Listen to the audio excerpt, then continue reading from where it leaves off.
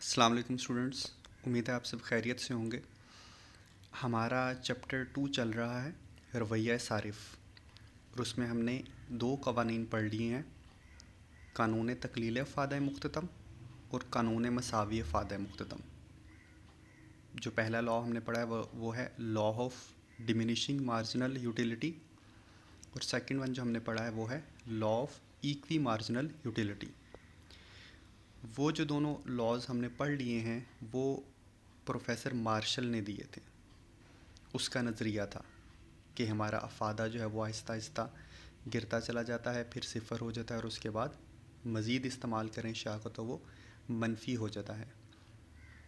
इसी तरह से दूसरा कॉन्सेप्ट उसका ये था कि अगर हम एक से ज़ायद अशिया ख़रीदते हैं तो जो कुल अफ़ादा है वो ज़्यादा से ज़्यादा तभी मुमकिन होगा जब हमने जो अशिया ख़रीदी हैं उनका जो आखिरी यूनिट हमने ख़रीदा है उससे जो हमें अफ़ादा हासिल होता है वो बराबर हो।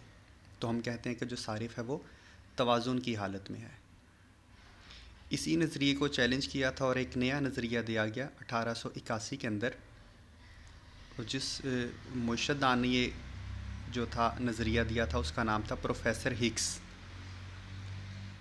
तो जो आज हमने टॉपिक पढ़ना है वो है 2.11 ख़ते अदम तरजीह या इंडिफरेंस कर्व।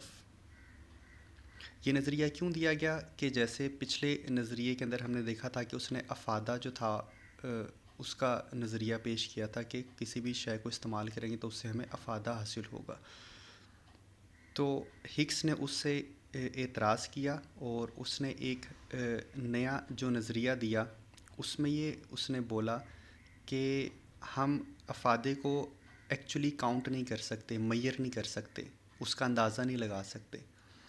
हम उसको सिर्फ पहचान सकते हैं कि हमारे लिए इस चीज़ में ज़्यादा फ़ायदा है या इस चीज़ में कम फ़ायदा है, लेकिन हम एक्चुअली उस चीज़ को मेजर नहीं कर सकते। जैसे हम अगर हमें किसी चीज़ से कोई खुशी मिलती है तो हम ये तो कहते हैं कि ज़्यादा खुशी है या कम खुशी है, लेकिन हम उसको एग्जैक्टली मेजर नहीं कर पाते। हमें किसी चीज़ पे दुख या अफसोस है, हम ये तो कह सकते हैं कि हमें बहुत ज़्यादा दुख हुआ है या ज़्यादा दुख हुआ है या कम दुख हुआ है, लेकिन हम उसको एक्चुअली मेजर नहीं कर पाते कि इतने % हमें दुख हुआ है या इतने % हमें खुशी हुई है। इसी तरह से हिग्स ने भी यही नज़रिया अपनाया कि हम अफ़ादे को मेजर नहीं कर सकते, नाप नहीं सकते, हम सिर्फ इसको पहचान सकते हैं या उसका अंदाज़ा लगा सकते हैं, और ये किसी भी सारिफ़ की ज़हनी कैफियत का नाम है। अब हम इसकी तारीफ़ पहले पढ़ लेते हैं। सबस पट्टी में नज़र आ रही है, दो अशिया के वो जोड़े जिनके दरमियान एक सारिफ़ गैर जानिबदार रहता है और ख़त अदम तरजीह पर वाक़िया दोनों अशिया के तमाम जोड़े सारिफ़ को यकसां तस्कीन देते हैं। ठीक है, इंडिफरेंस का मतलब ये होता है कि जो सारिफ़ है उसके लिए दोनों चीज़ों में कोई फ़र्क नहीं है। और यहाँ पे जोड़ों की बात की गई है तो हम यहाँ पे भी जैसे law of equi marginal utility के अंदर हमने दो कमोडिटीज़ ली थी, इस लॉ के अंदर भी हम दो ही कमोडिटीज़ लेंगे ताकि समझने में आसानी हो। इसके नीचे एक टेबल बना हुआ है, उस टेबल को हम पहले समझते हैं कि उस टेबल में उसने क्या किया है कि अशिया के जोड़े दिए हैं, सेब की इकाइयाँ हैं, केलों की इकाइयाँ हैं और मुख्तलिफ शरह इस्तबदाल हैं। मैं अमूमी तौर पर इसको इस तरह से समझाता हूँ कि फ़र्ज़ करें कि किसी शख्स को भूख लगी हुई है। अब वो अपनी भूख को ख़त्म करने के लिए एक से ज़ायद अशिया को इस्तेमाल कर सकता है। हम फ़र्ज़ कर लेते हैं कि वो एक टाइम के अंदर जो उसको भूख लगी हुई है वो 5 रोटियां खा सकता है। इसी के ऑपोजिट हम देखते हैं कि अगर उसको रोटी नहीं मिलती तो वो 5 प्लेट चावलों की खा सकता है। ये सिर्फ समझाने के लिए मैं मिसाल दे रहा हूँ। ठीक है, अब उसके पास दो ऑप्शन है या दो चॉइसेस हैं, 5 रोटियां खा ले या फिर 5 चावल की प्लेटें खा ले। अब हम इसको देखते हैं कि वो अगर वो इसके पेयर्स बना लेता है तो क्या उसको यहाँ पे अफादियत मिलेगी या उसको क्या फ़ायदा हो सकता है। हम ये कह सकते हैं कि वो या तो 4 रोटियां खा ले, 1 प्लेट चावल खा ले तब भी उसकी भूख ख़त्म हो जाएगी, 3 रोटियां खा ले, 2 प्लेट चावल खा ले तब भी, क्योंकि बैलेंस में चल रहा है, 5 ही रोटियां खा सकता है, 5 ही चावल। तो आप इसका कोई भी पेयर बना लेंगे जिसके अंदर 5 की क्वांटिटी पूरी हो जाएगी तो हम ये कहेंगे हमने ये जो पेयर्स बनाए हैं 4 1 का, 3 2 का, 2 3 का, 1 4 का, ये सारिफ को यकसा तस्कीन देंगे, यानी कि उसकी सेटिस्फेक्शन वहाँ पे जाके कंप्लीट हो जाएगी। वो 5 की 5 रोटियाँ खा लें या 5 की 5 प्लेट चावल खा ले, भूख उसकी हर लिहाज से ख़त्म हो जाएगी। जो उसको तस्कीन मिलेगी वो यकसा होगी, इक्वल होगी। हर एक चीज़ से जो उसको सेटिस्फेक्शन मिलेगी वो इक्वल होगी। अब यहाँ पे हम समझ लेते हैं कि इसने, क्योंकि यहाँ पे हमने इनकॉर्पोरेट करना है कि अगर हम एक चीज़ को दूसरे के बदले में एक्सचेंज करेंगे तो क्या उनकी क्वांटिटी के ऊपर भी कोई असर आएगा। तो हम इसको अब इस कॉन्टेक्स्ट में भी समझते हैं। अशिया के जोड़े ले लिए किस किस के, सेब की इकाइयाँ, केलों की इकाइयाँ। कि वो एक सेब ख़रीदता है या 15 केले ख़रीदता है, या फिर अगर वो सेब को बढ़ाना चाहता है वो 2 सेब ख़रीद सकता है और 11 केलों की इकाइयाँ ख़रीद सकता है या इस्तेमाल कर सकता है। फिर सी के अंदर जो पेयर बनेगा उसमें 3 सेब इस्तेमाल कर सकता है और 8 केले की इकाइयाँ जो है उसके बदले में उसको मिल सकती हैं। इसी तरह से 4 सेब के आगे 6 केले हैं और 5 सेब के आगे 5 केले। ये बेसिकली हो क्या रहा है, वो कर ये रहा है कि सेब की इकाइयों को बढ़ा रहा है, और उसके पास, यानी कि जो उसके पास पैसे हैं या उसको जो भूख लगी हुई है, तो उसमें वो 15 केलों का इस्तेमाल कर सकता है या फिर एक सेब का। अब उसका दिल करता है कि मेरे पास ज़्यादा सेब हों, मैं ज़्यादा केले नहीं खाना चाहता, तो वो 15 केलों की बजाय 11 केले लेगा और 2 सेब। फिर उसकी भूख जो है वो ख़त्म हो जाएगी।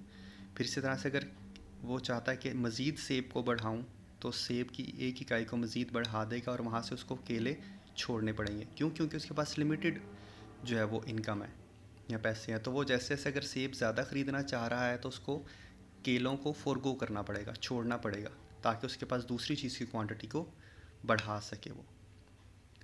फिर इसी तरह से अगर वो 4 सेब रखना चाहता है तो उसको 6 केले रखने पड़ेंगे। इसी तरह से हम देखते हैं 5 के ऊपर 5 बराबर हो गया यहाँ पे काम, ठीक है।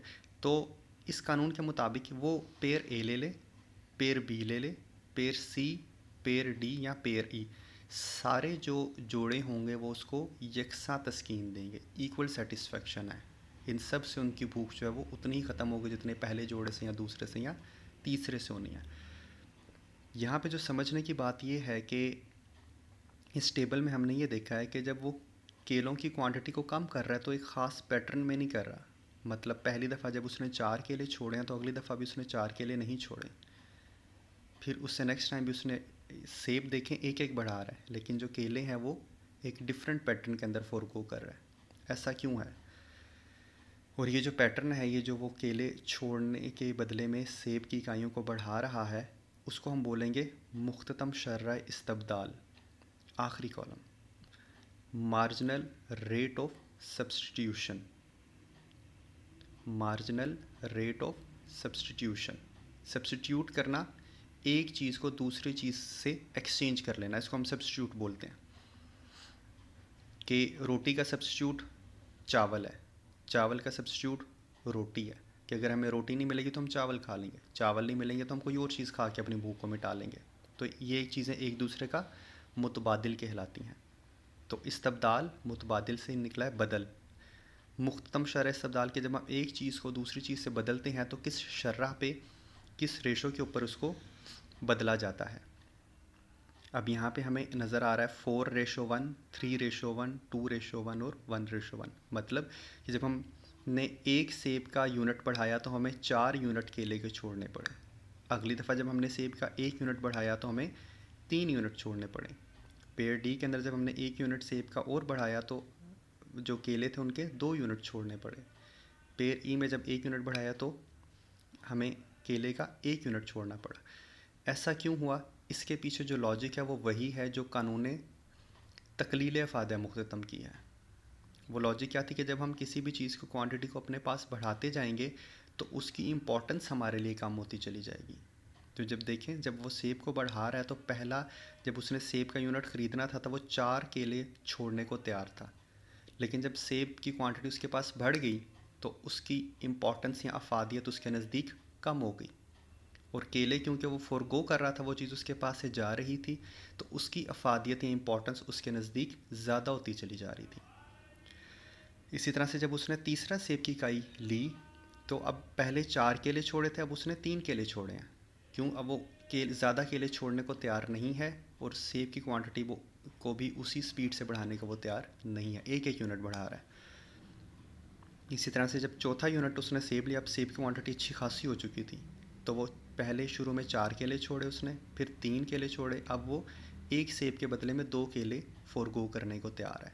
और आखिर में आके उसकी अब रेशो बिल्कुल सेम हो गया, अब वो कोई भी एक दूसरे से एक्सचेंज करने को तैयार नहीं है। अब वो ना तो सेब की इकाई को बढ़ाएगा और ना ही केले की इकाइयों को कम करेगा। तो वहाँ पे हम देखते हैं मुख्तम शरह इस्तबदाल 1-1 है, बराबर हो गई है। अब मज़ीद वो एक्सचेंज नहीं करेगा। तो यहाँ से हमें ये समझ आती है कि हमने जो इसकी तारीफ़ पढ़ी थी, दोबारा से हम इसको देख लेते हैं टेबल के साथ मिला के। 2 अशिया के वो जोड़े जिनके दरमियान एक सारिफ गैर जानिबदार रहता है। ये जोड़े हमें नज़र आ रहे हैं टेबल में, ABCDE की शक्ल में। इन सब जोड़ों में से वो कोई भी एक कम्बिनेशन उठाएगा, इस्तेमाल करेगा, तो उसको जो सेटिस्फेक्शन हासिल होगी वो एक जैसी होगी इनसे। तो यहाँ पे मिनिमम और मैक्सिमम सेटिस्फेक्शन का कॉन्सेप्ट ख़त्म हो गया, जो कि मार्शल ने दिया था law of equi marginal utility के अंदर। हिग्स ये कहता है कि ये सारे जोड़े या जितने भी पेयर्स हमने बनाए हैं, कोई भी पेयर आप ले लें, वहाँ पे आपको सेटिस्फेक्शन एक जितनी ही मिलेगी। मार्शल ये कहता था कि सेटिस्फेक्शन एक जितनी नहीं मिलेगी, सिर्फ उस जोड़े की सेटिस्फेक्शन ज़्यादा होगी जहाँ पे आखिरी यूनिट का फ़ायदा बराबर होगा। उसके अलावा आप कोई भी पेयर बना लेंगे तो वो पेयर्स आपको कम अफादा देंगे, लेकिन यहाँ पे ऐसा नहीं है। और जो हम तारीफ़ में लिखा हुआ ख़त अदम तरजीह, कि इस टेबल की मदद से हम जो ख़त बनाएंगे उसको हम क्या बोलेंगे, ख़त अदम तरजीह। तो ये जोड़े हैं, जब इन जोड़ों को हम टेबल पे प्लॉट करेंगे, जो हमने ग्राफ बनाना है उस पर प्लॉट करने के बाद जब हम उस लाइन को मिलाएंगे तो हमारे पास जो ख़त आएगा हम उसको ख़त अदम तरजीह बोलेंगे। ठीक है?